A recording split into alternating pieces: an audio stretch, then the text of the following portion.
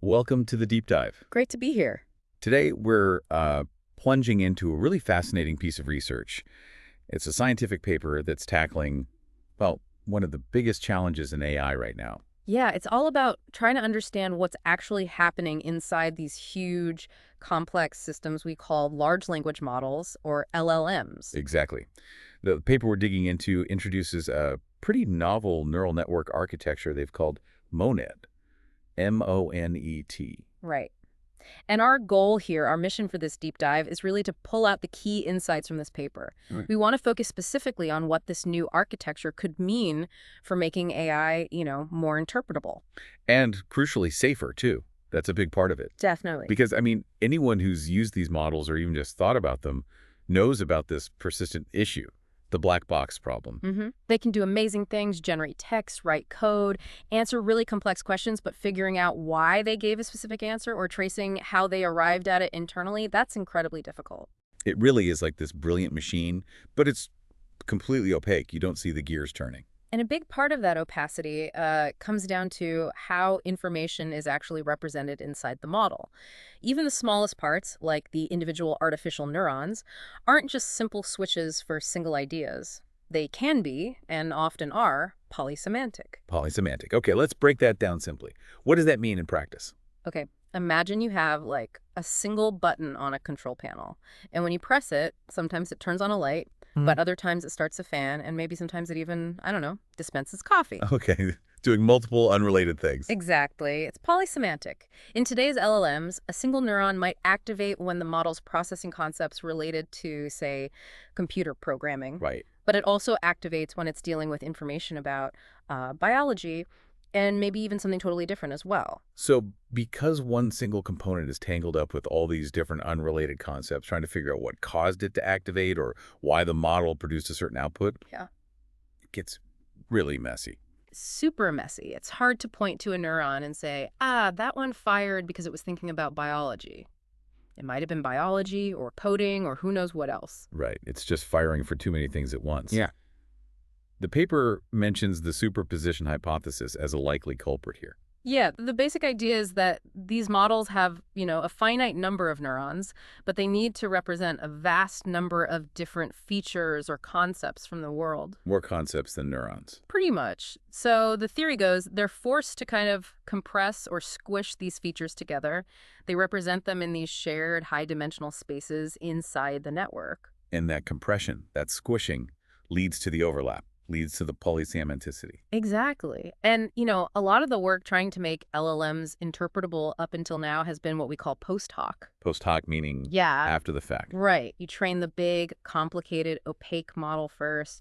Then you try to build separate tools or apply techniques afterwards to kind of peer inside and figure out what's going on. Like trying to reverse engineer it after it's already built. Yeah. A good example is using something called sparse autoencoders, or SAEs.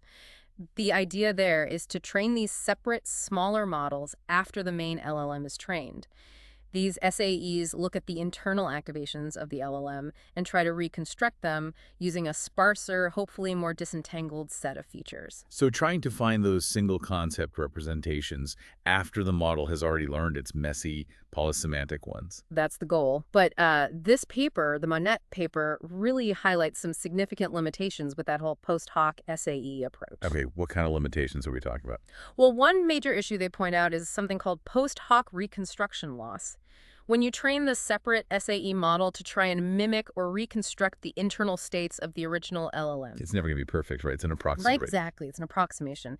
And because it's trained separately, maybe on slightly different data, or just because it's a simpler model, you inevitably introduce errors. The SAE's reconstruction isn't identical to the original model's internal state. And those errors matter. They can, yeah. The paper argues these errors can actually distort or interfere with the important features the original LLM learned so carefully. It's like trying to understand a finely tuned F1 engine by building a slightly simplified plastic model of it. Okay. If you then try to use your understanding from the plastic model to tinker with the real engine, you might find your insights are flawed, or worse, you might actually mess something up because the model wasn't quite right. So your tool for understanding might actually give you misleading information or even subtly damage the thing you're trying to understand if you act on that information. Precisely. And this kind of ties into the second big limitation they discuss, manipulability trade-offs. Manipulability trade-offs, meaning trying to change the model's behavior. Yeah, so let's say your SAE helps you identify a feature that seems strongly related to, I don't know, generating toxic content. Okay, something you want to get rid of. Right. So you try to intervene. You try to use the SAE to somehow steer the model away from activating that feature or maybe suppress its influence. The problem is doing that often hurts the model's performance on completely unrelated tasks. So you might successfully reduce the toxicity. But suddenly the model gets worse at summarizing articles or translating languages or answering factual questions. It's hard to just isolate and change that one toxic feature. Why?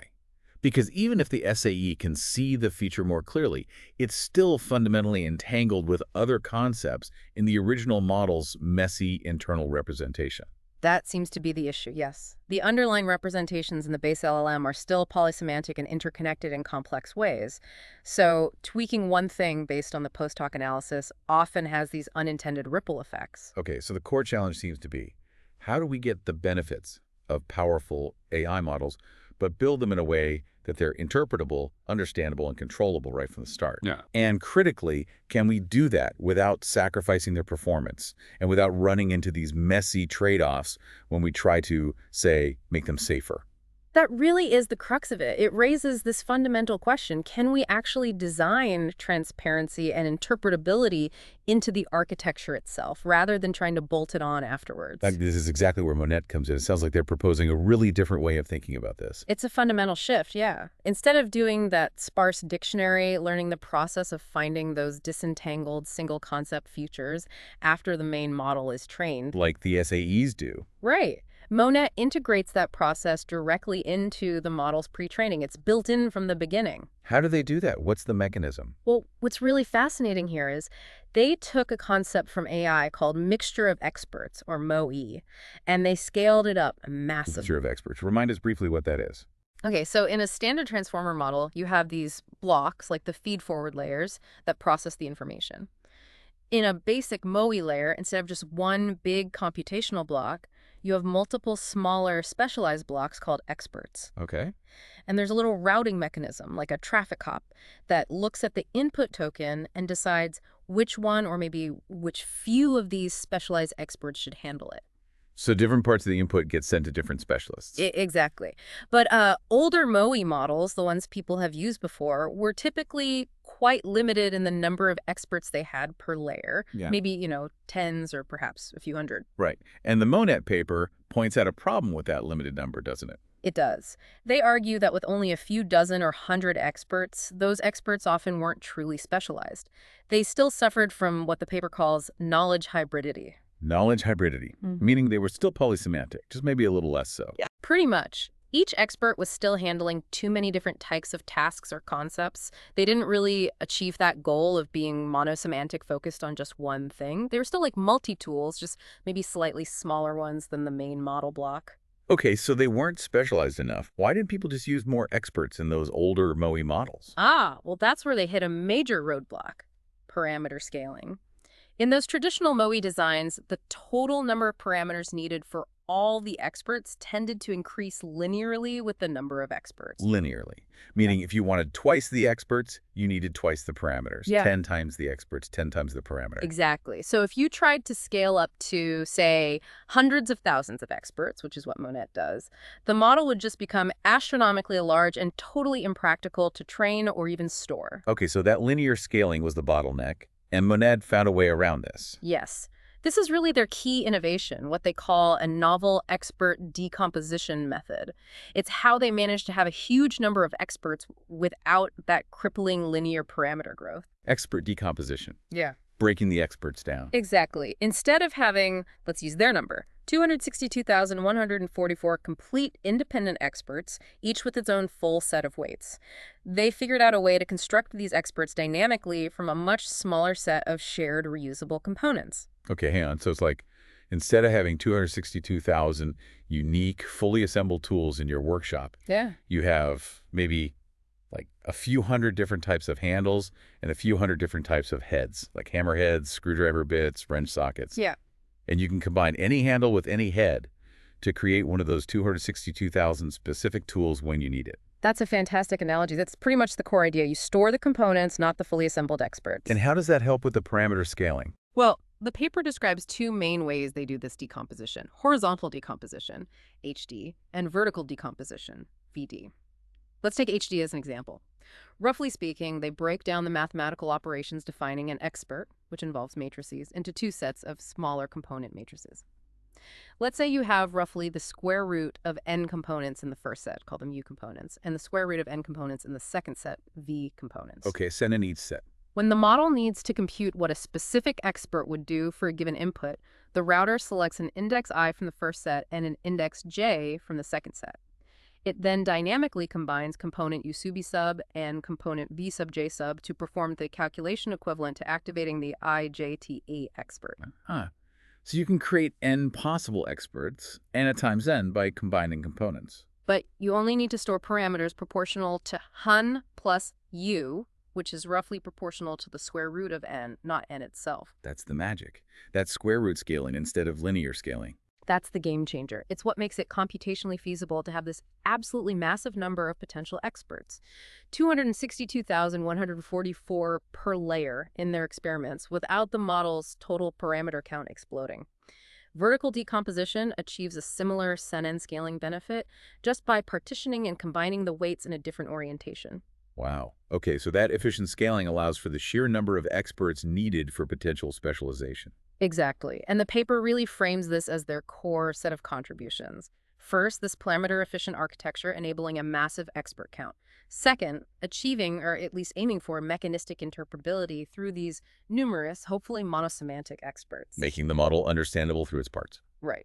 And third, enabling robust knowledge manipulation, like selectively turning off certain capabilities, without those severe performance trade-offs we talked about with post-hoc methods like SAEs. Okay, so we have this architecture with tons of composable experts.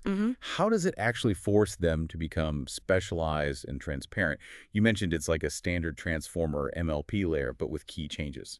Yeah, if you squint at the math, you can think of the Monet layer as replacing the standard feed-forward block in a transformer, but with two crucial built-in properties.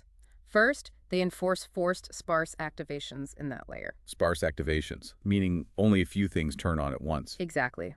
For any given input token passing through the layer, the routing mechanism ensures that only a very small subset of those 262,144 potential expert computations are actually activated. Most remain dormant. So it's not like every expert is trying to chime in on every word, just a select few. Right. Only the relevant specialists, ideally. The second key property is that dynamic reshuffling or composition of the hidden layer, which is enabled by that decomposition method we discussed, HDVD. The combining of components on the fly. Yes. Because the model can compose an expert tailored to the input by drawing from those pools of shared components, it has incredible flexibility. It can essentially access a vast library of potential specialized computations. So let me see if I've got this. The sparsity forces the model not to rely on one neuron or component for everything, pushing it towards specialization. And the decomposition, a massive number of potential experts, provides the necessary capacity for those specializations to cover a huge range of concepts in a fine-grained, hopefully monosemantic way. You've got it.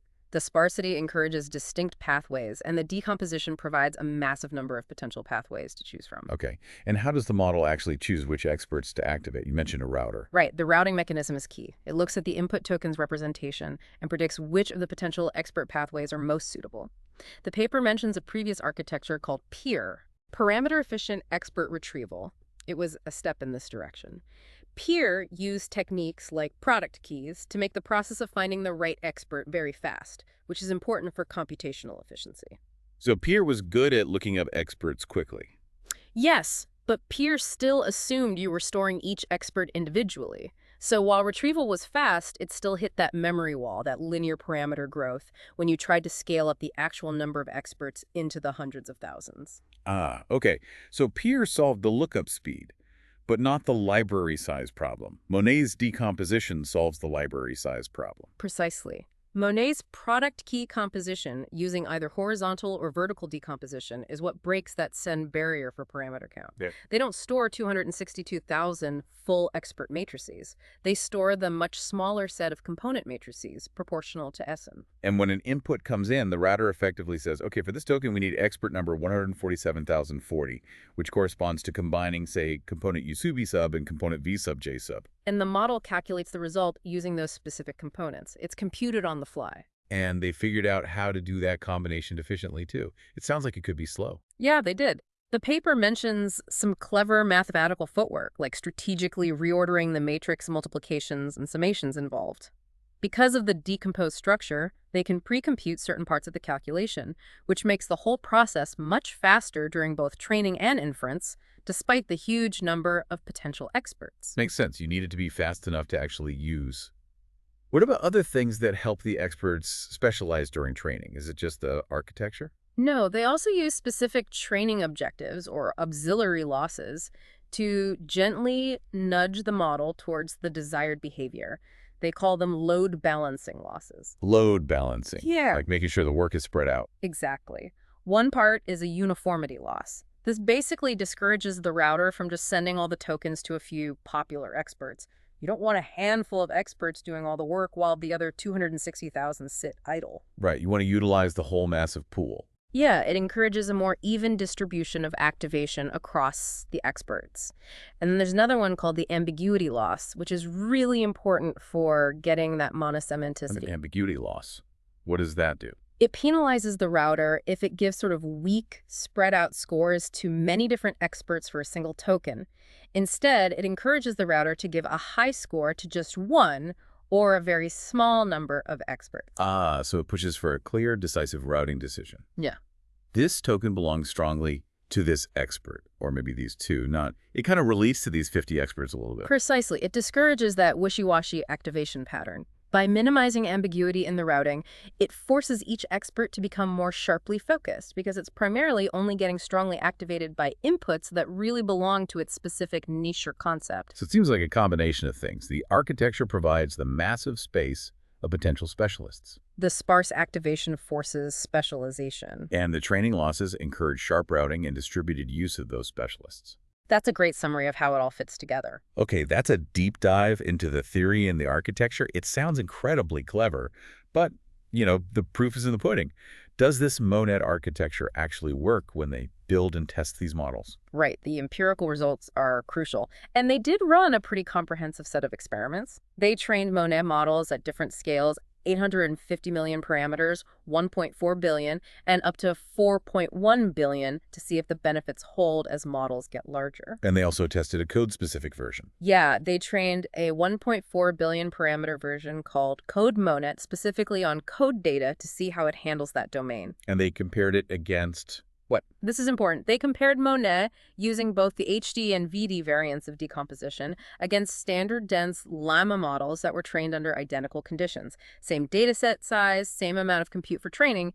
This helps isolate the effect of the architecture itself rather than just differences in training recipes. A fair fight, basically. As fair as they can make it, yeah.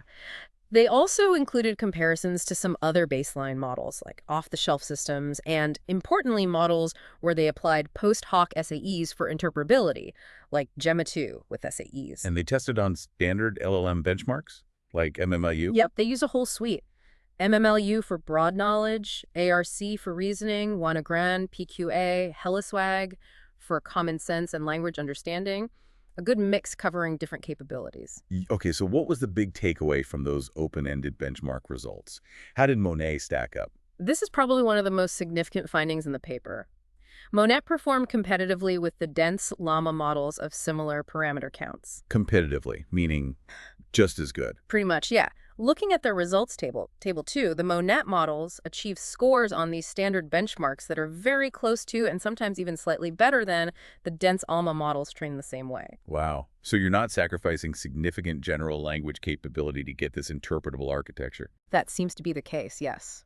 Which is huge, because often there's this assumption that interpretability must come at the cost of performance. Monet suggests maybe that trade-off isn't necessary, or at least not as severe as we thought. And that directly contrasts with the results they showed for the post hoc SAE approach, right?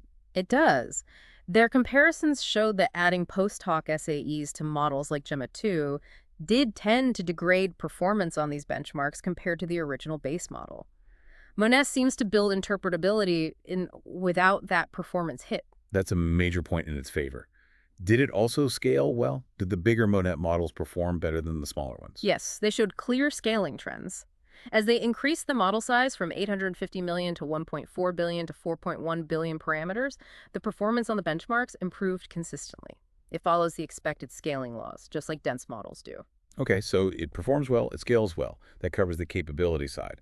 But what about the interpretability side? Did they manage to show that these hundreds of thousands of experts actually become monosemantic? Do they really specialize? That's the next critical question, and they tackled it through qualitative analysis, basically looking closely at what activates individual experts. Their figure 2 has some really compelling examples. Okay, walk us through some. What kind of specializations did they find? Well, they found experts that seem to handle very specific types of parametric knowledge. For instance, in one of the base Monet models, they identified an expert number 147,040 to be precise, that specialized in chemical compounds. How could they tell? It didn't just activate a little bit for the general word chemical. It activated very strongly with high routing scores, specifically when the input text contained actual chemical formulas like HClO or F2 or SO2. Ah, so it recognizes specific patterns of chemical notation. Seems like it. Similarly, they found an expert for U.S. states that fired up for state names and abbreviations. Another expert seemed dedicated to electromagnetism, activating strongly for terms like Maxwell's equations or Einstein, but only when they appeared in a physics context. So it's understanding the context, not just the word itself. Exactly. It suggests the experts are learning concepts within specific domains, maybe even more impressively, in the Code Monet model. The one trained on code. Yeah, they found an expert number 52,338 that specialized in the string data type. And what was cool was that it didn't just activate for the right string, it activated for actual string literals, like text in quotes, and string manipulation patterns across multiple different programming languages, Python, C++, D, Java. It activated for the concept of a string regardless of the specific syntax of the language. Wow. That really does suggest it learned an abstract programming concept, not just a keyword.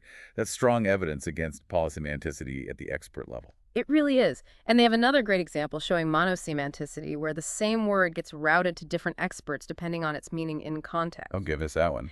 They used the word bay. When it appeared in phrases like San Diego County Water Authority or Bay Area Rapid Transit, it got routed strongly to an expert they labeled as specializing in bay areas like geographical bays or organizations related to them. Okay, makes sense. But when the exact same word bay appeared in phrases like Bayesian inference or naive Bayes, it got routed to a completely different expert, one that specialized in the mathematical concept of Bayesian statistics. Whoa, okay, that's super clear. The context completely changed which specialist handled the word.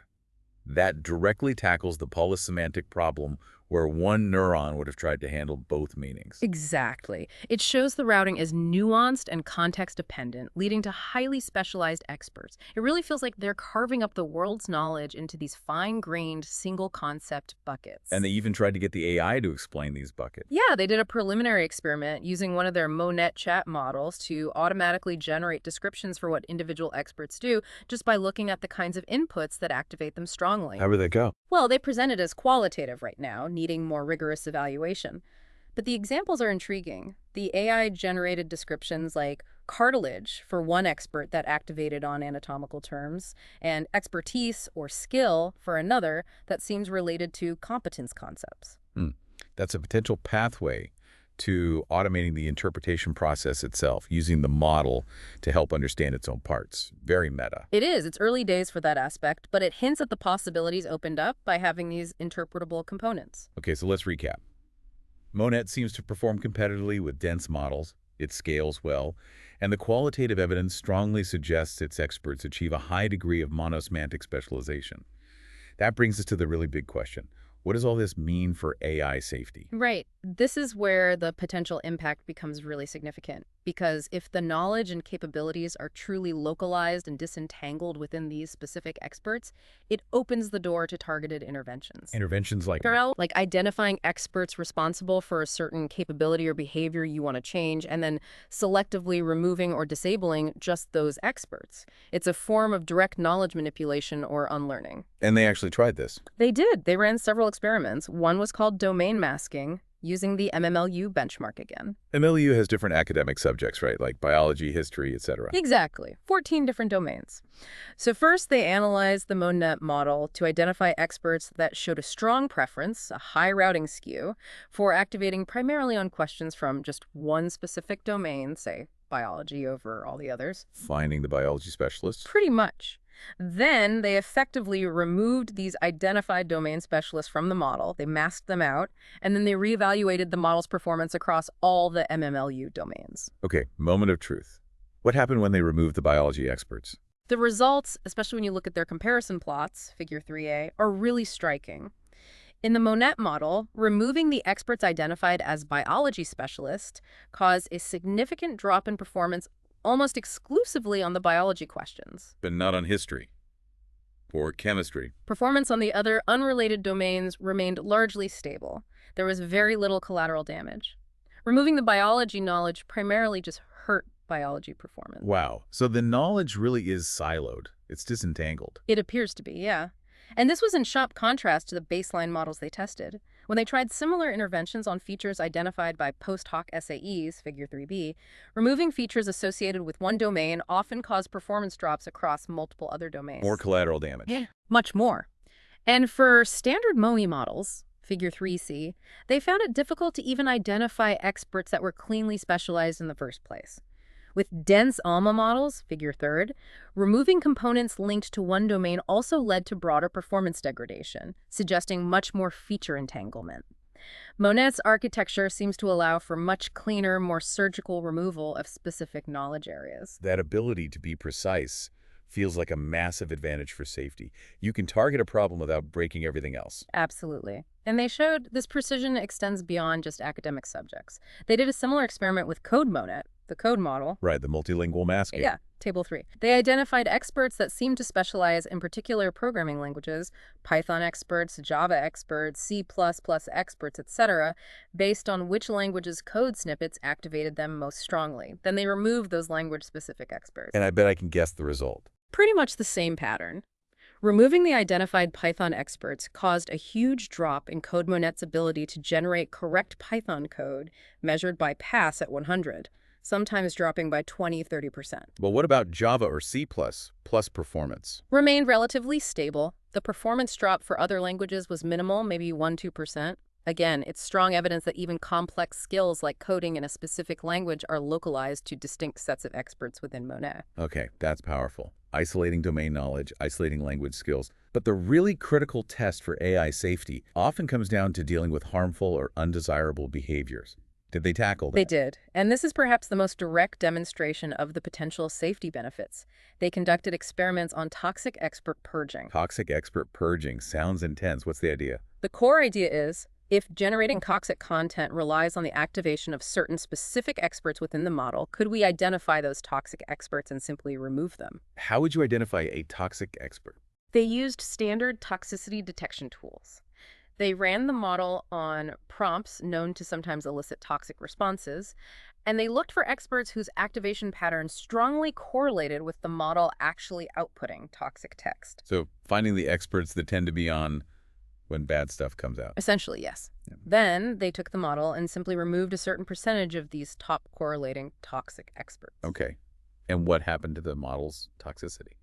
The results were quite dramatic, shown in their tables 4 and 5. By removing a relatively small fraction of the total experts in some experiments, just 4.1% or 7.9% of the experts identified as most correlated with toxicity in a given layer, they saw significant reductions in the model's propensity to generate toxic content. How significant? Metrics like the expected maximum toxicity score on challenging prompts dropped substantially. The probability of the model generating a toxic response went way down. Okay, that's good.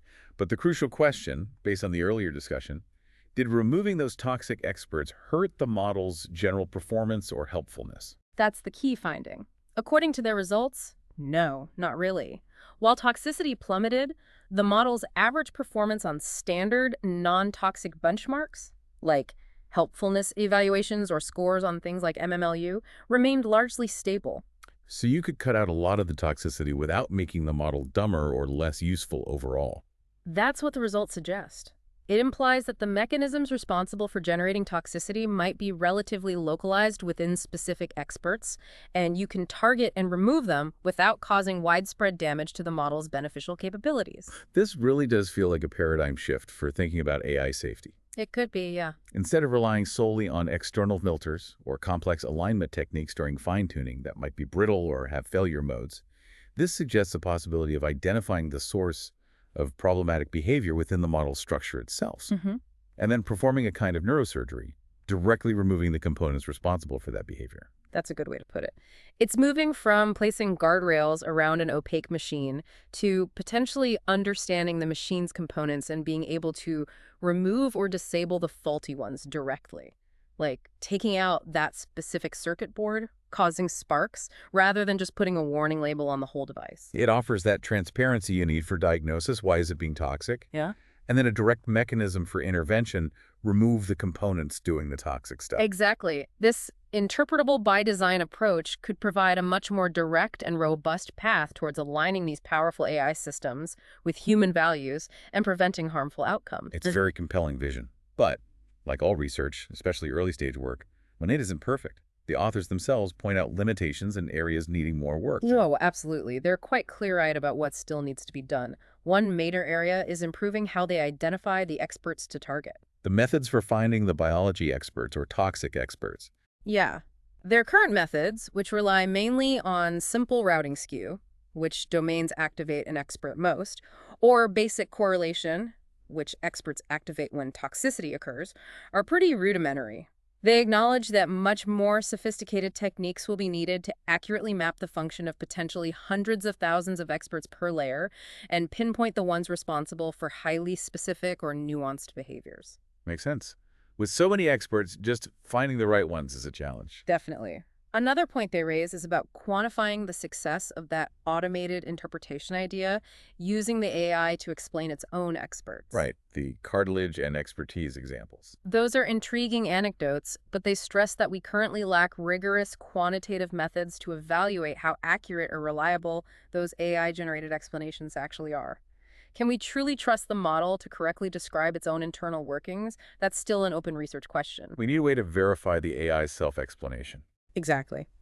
And finally, most of their knowledge manipulation experiments focused on unlearning or removing capabilities, taking out domain knowledge, reducing toxicity. They suggest more research is needed to see if this fine-grained expert control could be used for other things, like precisely adding new knowledge or skills, or subtly modifying existing ones. So, mostly removal so far, less about addition or editing. Got it. Do they suggest other specific directions for future research? They did mention a few really interesting possibilities. One is exploring the connection between expert activation patterns and model uncertainty or hallucination. Oh, how might that work? Well, could the way experts are routed, maybe if the routing is very uncertain or if conflicting experts are activated, give us an internal signal that the model is unsure about its answer or potentially making something up? An internal hallucination detector. Uh. That would be incredibly valuable. Hugely valuable, yeah. Another direction they pointed to is lifelong learning. This is a major challenge for AI. Now, how do you teach a model new things over time without it catastrophically forgetting what it already knew? Right, the forgetting problem. They speculate that perhaps Monet's architecture, with its specialized experts, could help. Maybe new knowledge could be learned by recruiting and training new experts, leaving the knowledge stored in existing experts relatively undisturbed. The modularity might prevent that interference. That makes intuitive sense. Containing new learning within new modules. It's a promising idea to explore. Okay, so wrapping this all up, what's the big picture takeaway from this deep dive into Monet? I think the main takeaway is that Monet represents a potentially really significant step forward. It's a move towards building LLMs that aren't just powerful and scalable, but are designed from the ground up to be more interpretable and controllable. By creating this massive ensemble of highly specialized, hopefully monosemantic experts, Using that clever decomposition to make it efficient. it seems possible they've found a way to genuinely disentangle the incredibly complex inner workings of these models. Yeah, and the implications for AI safety seem particularly profound. This architectural shift could fundamentally change how we approach safety problems. Moving away from trying to understand and control black boxes after they're built. Towards designing systems where harmful capabilities or biases, if they arise, might be identifiable within specific components and potentially directly removed or mitigated without sacrificing overall performance.